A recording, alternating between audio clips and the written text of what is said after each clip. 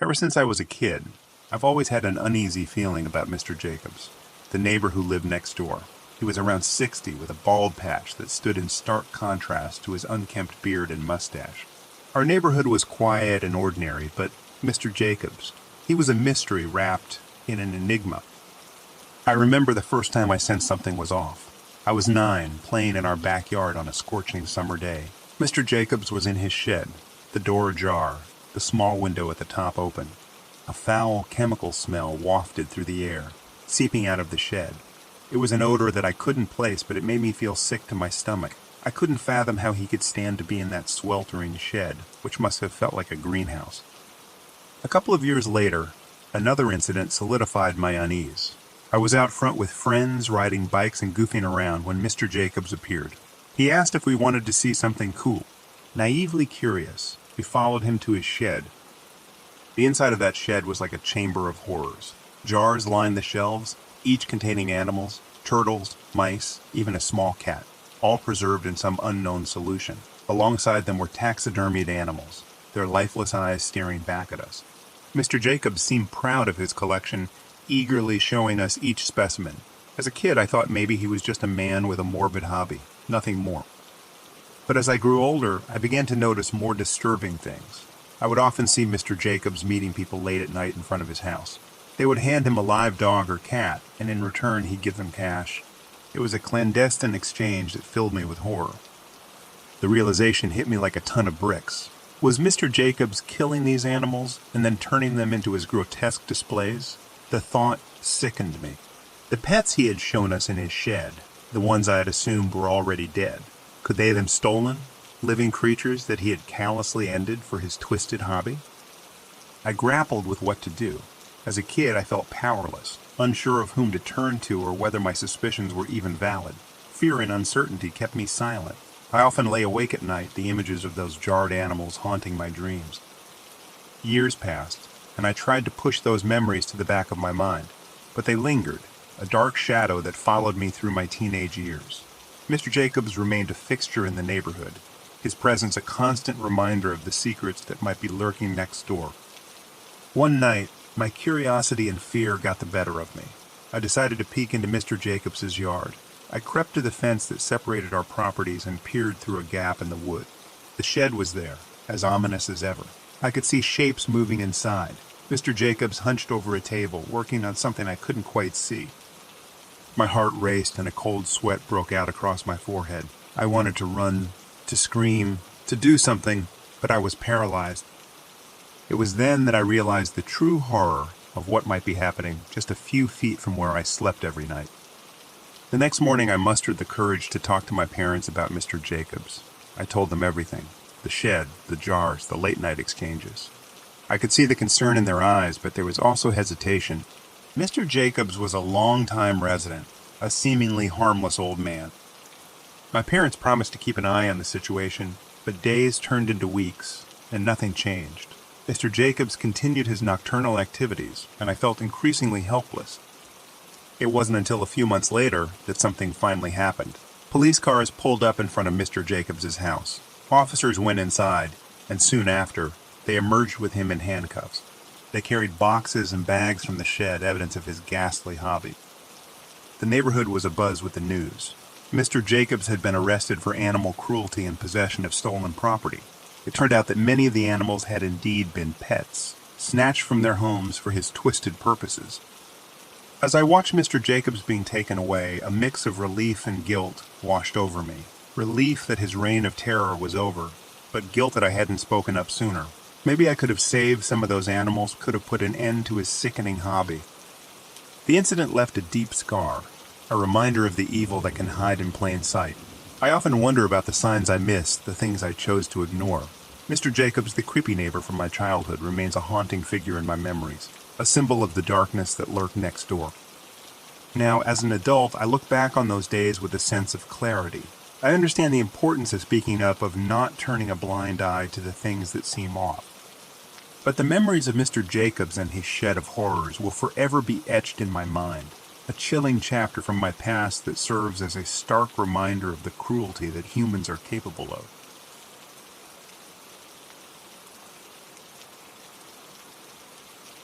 Living in a quiet suburb, you don't expect much excitement. Life here is predictable with neatly trimmed lawns and friendly neighbors. That's why the man next door stood out. I still remember the first time I saw him, standing in his yard staring at my house with an unchanging smile. It was odd, but I brushed it off as a quirky trait. But as days turned into weeks, his behavior became more unsettling. Every night, like clockwork, he'd be there, standing still, his gaze fixed on my home, that eerie smile never wavering. It felt like he was watching me, his presence a constant shadow over my once peaceful life. I mentioned it to my parents, but they laughed it off. He's just a harmless old man, they said, but something about his relentless smile and unwavering stare made me uneasy. One evening, curiosity got the better of me. I decided to confront him. As I approached, his eyes locked onto mine, but his smile never changed. "Good evening," I said, trying to sound friendly. "I couldn't help but notice you standing here. Is everything okay?" He didn't respond, just kept smiling. His silence sent a chill down my spine. I backed away, feeling his eyes on me as I returned to the safety of my home. The next day I did some digging. I asked around the neighborhood, but nobody knew much about him. "He's always been like that," was all they'd say. This only deepened the mystery and my unease. His behavior escalated over time. I'd catch glimpses of him during the day, peeking through his curtains, that same smile plastered on his face. At night, I'd lie awake, wondering why he was so fixated on our house, on me. I started avoiding my front yard, using the back door instead. But the feeling of being watched never left me. His presence loomed over our home, a silent, smiling specter. One night I couldn't take it anymore. I had to know why he was doing this. Armed with determination, I marched over to his house. As I stepped onto his lawn, he turned to face me, his smile growing wider. "Why are you doing this?" I demanded. "Why are you always watching us?" For a moment he just stared. Then, in a voice as cold as ice, he said, "I like to watch. It's fun." His words sent a wave of terror through me. This wasn't just some eccentric neighbor. There was something deeply wrong with him. I ran back home, locking the doors behind me. I told my parents everything, and this time, they took me seriously. We called the police, but they said there was little they could do unless he posed a direct threat. The following days were tense. We installed curtains and blinds, trying to block out his gaze. But the knowledge that he was out there, smiling and watching, was suffocating. Then one night, everything changed. I woke up to a noise downstairs. Peeking out my window, I saw him, the smiling man, trying to open our front door. His expression was no longer friendly. It was twisted, malevolent. I screamed for my parents, and we called the police. Within minutes, they were at our house, arresting the man. As they took him away, his smile finally disappeared, replaced by a look of anger and madness. The officers told us he had a history of mental illness, a past filled with disturbing incidents. That night, he decided to take his obsession with our family to the next level. After his arrest, the neighborhood returned to its peaceful state, but the scars remained. We moved away not long after, unable to shake the feeling of being watched.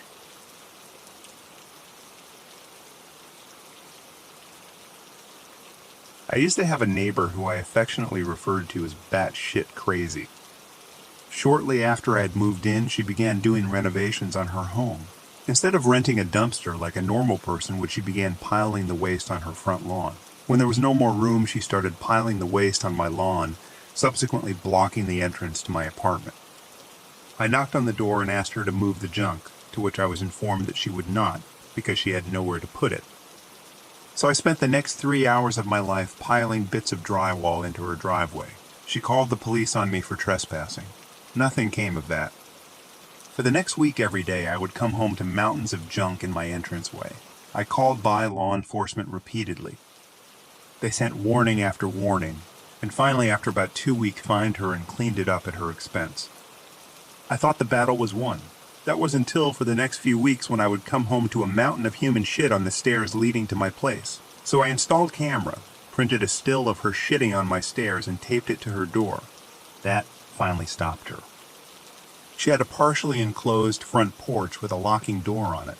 She would regularly lock her child out there, the dog, and even once her ex-husband. While they were out there, she would scream at them from the window.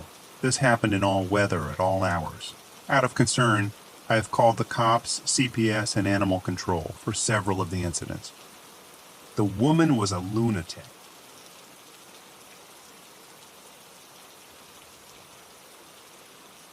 Moving into my own apartment at 27 was a dream come true. A small, cozy place on the top floor of an old building in a decent part of town. It was my sanctuary, my escape from the world.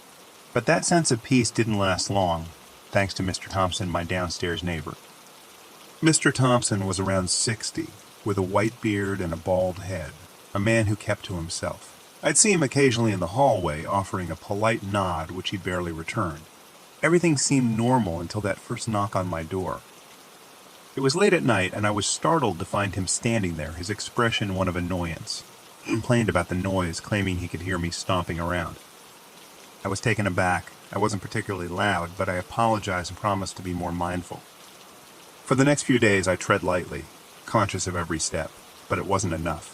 The pounding at my door became a regular occurrence, each time with Mr. Thompson growing more irate about the noise. He'd complain even when I knew I'd been sitting quietly. I started to feel like I was walking on eggshells in my own home. One morning, as I was taking a shower before work, the familiar pounding on the door echoed through the apartment. I quickly dressed and opened the door to my enraged neighbor, who was now screaming about the noise of the shower and the water running down the pipes. This was absurd. I couldn't even shower without setting him off. His face was red with anger, eyes wild. I realized then that this wasn't just about noise. There was something deeply wrong with him. He seemed unhinged, unpredictable. I didn't feel safe confronting him. I decided to involve the leasing office. I explained the situation, how his complaints were unreasonable, and his behavior increasingly unsettling. They promised to handle it, to talk to him, and make it clear he was to stop harassing me.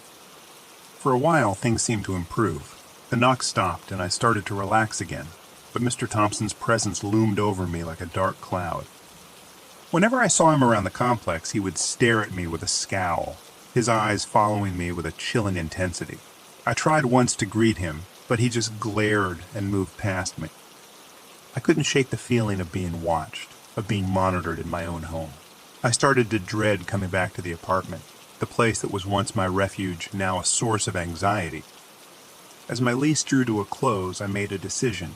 I couldn't live like this, constantly looking over my shoulder, wondering if the next shower or step would set off another confrontation. It wasn't worth it. I decided not to renew my lease and started looking for a new place to live. Moving day couldn't come soon enough. As I packed up my life into boxes, I felt a weight lifting off my shoulders. The thought of starting fresh, of leaving Mr. Thompson and his unnerving behavior behind, was liberating. On my last day, I took one final look at the apartment. Despite everything, it was hard to say goodbye. This was my first place, a symbol of independence, now tainted by fear and unease. As I locked the door for the last time and headed down the stairs, I saw Mr. Thompson in the hallway. He watched me, that familiar scowl on his face, but I didn't stop. I didn't look back. I just kept walking, eager to leave this chapter of my life behind.